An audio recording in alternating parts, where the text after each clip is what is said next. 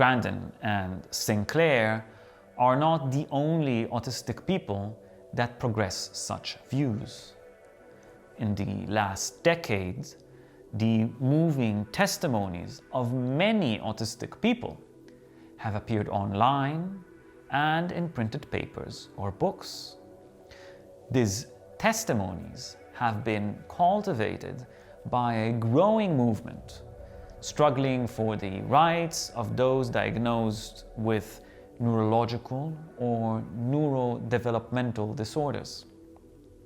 This movement is known today as the neurodiversity movement. The neurodiversity movement strives for the acceptance of neurological differences among human beings, such as autism. They aim to bring people to accept them as neurological variations rather than describe them as disorders.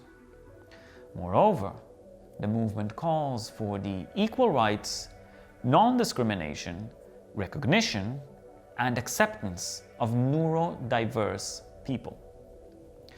It supports the social and psychological assistance provided to autistic people, but opposes the conventional understanding of a cure for autism.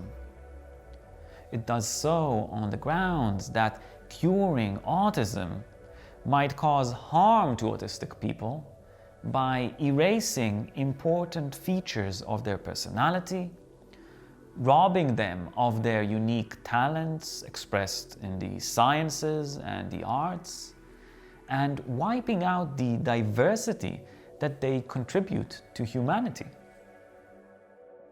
After taking this short excursion into the world of autistic people talking about autism, the distinction between their views on autism and the scientific perspective on autism becomes clear. We can now see that while the scientific approach to autism is based on what is called a realist perspective, meaning a perspective through which scientists try to understand what kind of phenomenon autism is in scientific terms, the approach adopted by autistic people is more concerned with the normative aspect of science and society. In other words, the autism advocates, just mentioned, are concerned with defining how autism should be addressed. They argue that autism should be defined as a unique mode of human existence. And in this sense, they adopt a critical approach to the scientific understanding of autism and aim to progress a normative discourse that goes beyond the categorization and objectification of autism.